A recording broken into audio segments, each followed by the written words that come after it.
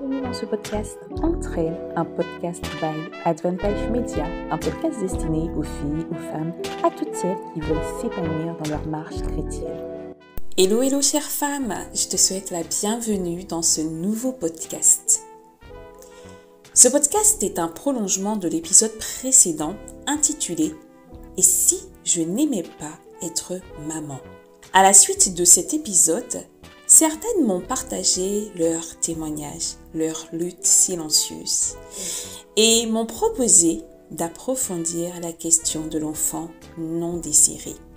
Alors aujourd'hui, j'aimerais parler de cette zone taboue, douloureuse mais bien réelle, quand on devient maman sans l'avoir pleinement choisi.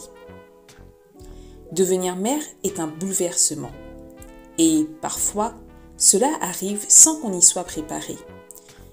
Une grossesse qu'on découvre sans joie, une annonce qui nous bouscule, qui vient interrompre un projet, une liberté, un équilibre.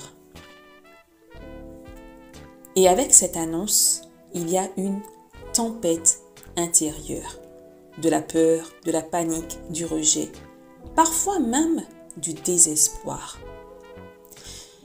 Ce sont des sentiments que tu n'as peut-être jamais osé nommer. Parce que tu es chrétienne, parce qu'on t'a dit que les enfants sont un don de Dieu, parce qu'on attend d'une mère qu'elle soit immédiatement joyeuse, douce, reconnaissante. Alors tu as gardé tout ça pour toi. Tu t'es condamnée en silence et peut-être qu'aujourd'hui encore, tu vis avec cette culpabilité. Comment ai-je pu ressentir ça envers mon enfant? Mais ici, tu as le droit de poser ces mots. Tu as le droit d'exister en vérité. Ce podcast est un lieu où la lumière peut entrer. Un lieu bienveillant, un lieu où on aborde des questions qui jusque-là étaient restées secrètes. Aujourd'hui, on va parler de la dette invisible, de la difficulté à recevoir l'enfant, de l'absence de lien affectif et surtout de la grâce de Dieu qui vient réparer, libérer, soutenir.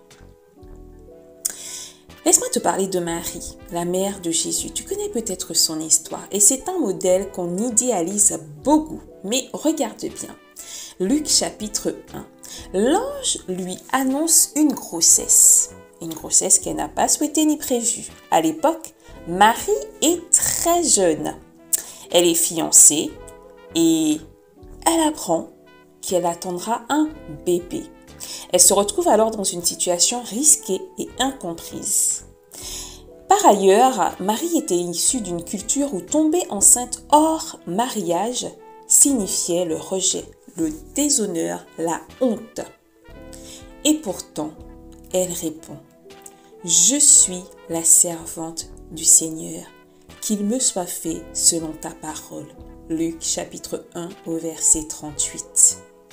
Elle n'a pas dit « je suis prête ». Elle a dit « je me rends disponible ». Cela ne veut pas dire que c'était facile. Cela ne veut pas dire qu'elle accepta la nouvelle dans son cœur.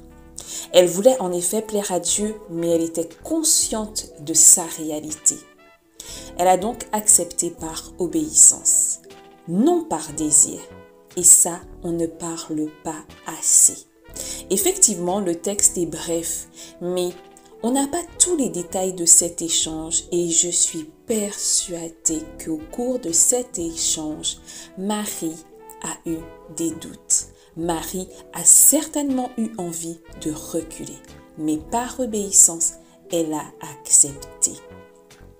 Peut-être que toi aussi, tu as accepté un enfant par obéissance, par pression ou à contre-cœur. Sache que Dieu ne te condamne pas. Il connaît ton cœur.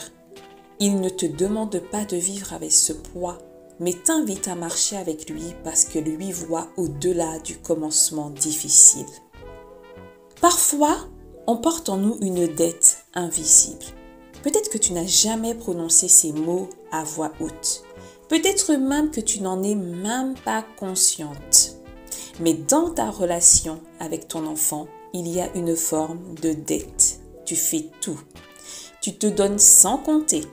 Mais pas parce que tu es libre de le faire, mais parce que tu donnes pour compenser. tu donnes par culpabilité.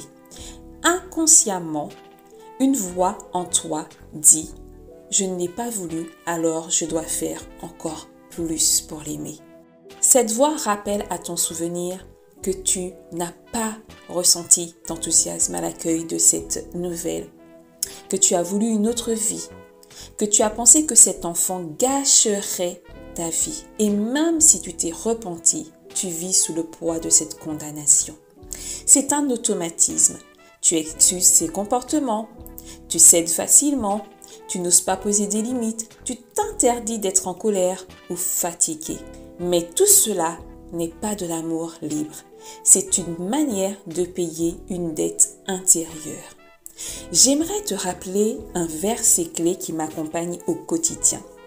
2 Corinthiens chapitre 5, le verset 17, et je lirai la version parole vivante.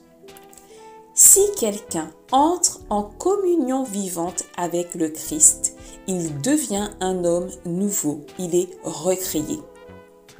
L'ancien état est dépassé, ce qu'il était autrefois a disparu. La nouvelle création est déjà commencée, voici, tout est devenu nouveau. Ce verset nous exprime que lorsque nous acceptons de marcher avec le Seigneur, il y a un processus de transformation, un processus de renouvellement. Mais malheureusement, aujourd'hui, je constate que beaucoup d'enfants de Dieu ne parviennent pas à vivre cette réalité. Et je prie qu'elle devienne tienne et que désormais tu marches en nouveauté de vie. Une fois que tu as accepté le Seigneur, tu n'es plus la personne que tu étais avant. Les choses anciennes doivent rester derrière toi. Permets-moi de te dire que tu ne dois rien à ton enfant. Et oui, c'est peut-être difficile à entendre, mais tu ne lui dois rien. Tu ne lui dois pas une enfance parfaite, tu ne lui dois pas une vie sans difficulté, tu ne lui dois pas une réparation de ton passé. Tu n'as pas à mériter ton rôle de mère parce que Jésus a déjà payé toutes les dettes. Tu peux choisir d'aimer et de t'aimer également. Pas pour réparer, mais pour construire par la grâce de Dieu. Maintenant, j'aimerais m'adresser aux mamans qui ont tout fait, mais qui ne parviennent pas à accueillir l'enfant dans leur cœur. Ce que tu ressens n'est pas seulement de la culpabilité, c'est un blocage plus profond. Tu as mis au monde cet enfant, mais il reste émotionnellement à l'extérieur de ton cœur. Tu fais tout ce qu'il faut, mais tu ne l'as jamais vraiment intégré à ta vie intérieure. Et ça, c'est ce qu'on appelle la non-recevabilité. Revenons à l'histoire de Jésus. Luc, chapitre 2, cette fois-ci, dans le verset 7. Il est dit ceci. Il n'y avait pas de place pour eux dans l'hôtellerie. À la naissance de Jésus, les portes étaient fermées. Il n'y avait pas de place pour lui. Aucun endroit n'était susceptible de l'accueillir. Et parfois, nos cœurs ressemblent à ces portes fermées, non pas par méchanceté, mais par épuisement, par douleur, par panique, par manque de projection. Et dans ces moments-là, Dieu n'appelle pas à l'effort. Il attend avec toi. Il guérit tout doucement ce que toi tu veux bien lui confier. Il peut créer en toi un cœur qui reçoit. Il te suffit de lui dire ce que tu vis en toute transparence. Il ne te jugera pas, mais t'accueillera tel que tu es. Jésus est finalement arrivé dans un lieu improbable, un lieu qu'on considérerait aujourd'hui comme étant insalubre, non conforme. Et c'est peut-être l'état de ton cœur. Mais Dieu prend plaisir à s'installer au cœur du chaos. N'aie pas peur de lui ouvrir la porte de ton cœur. Et puis il y a celles qui n'arrivent tout simplement pas à aimer. Celles qui jouent leur rôle, mais sans connexion. Celles qui regardent leur enfant et qui ne ressentent rien. On nous parle de l'instinct maternel comme quelque chose de magique, mais parfois, cet instinct maternel ne prend pas place en nous. Tu fais comme si, mais en toi, le lien ne se forme pas. et tu te dis que tu es une mauvaise maman.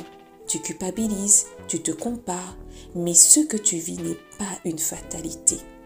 En effet, le deuil est crucial pour pouvoir accueillir puis aimer un enfant non désiré. Le deuil d'un projet de vie interrompu par cette grossesse, le deuil de la maternité qu'on avait idéalisée, le deuil de la femme qu'on pensait être. Le deuil n'est pas uniquement lié à la mort d'un être cher, c'est aussi la perte d'une projection, la perte d'un rêve, la perte d'une vision.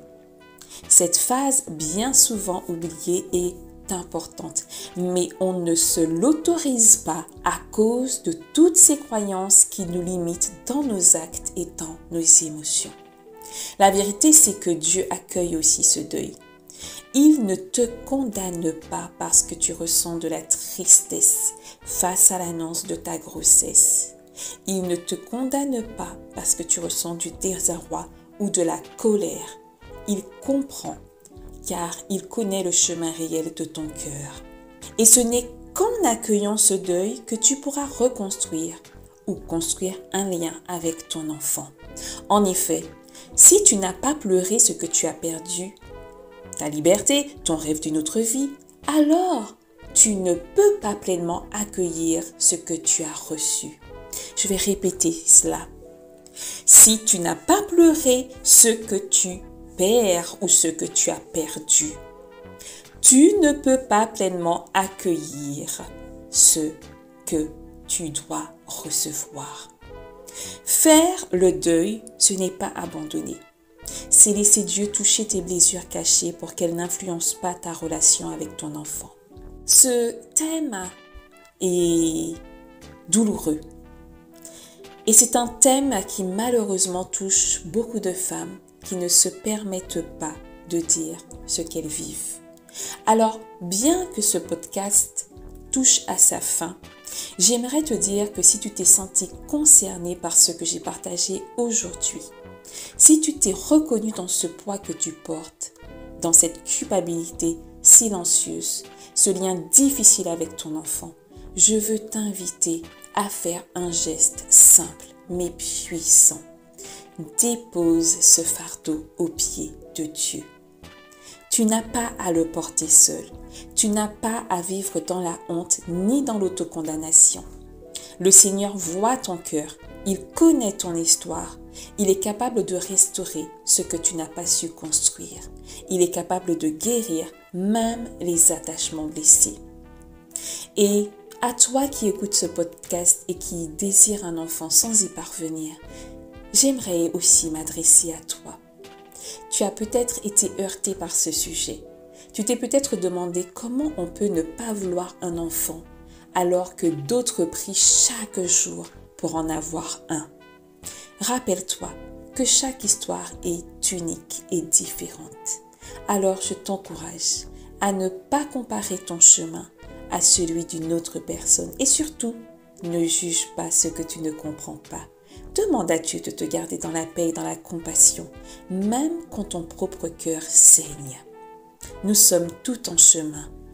Aucune ne possède la maternité parfaite, ni la foi parfaite. Mais nous pouvons nous appuyer sur un Dieu qui, lui, est parfait, dans son amour, dans sa grâce, dans sa capacité à reconstruire ce qui semblait perdu. Alors je te dis à bientôt dans un nouveau podcast. Tchuss!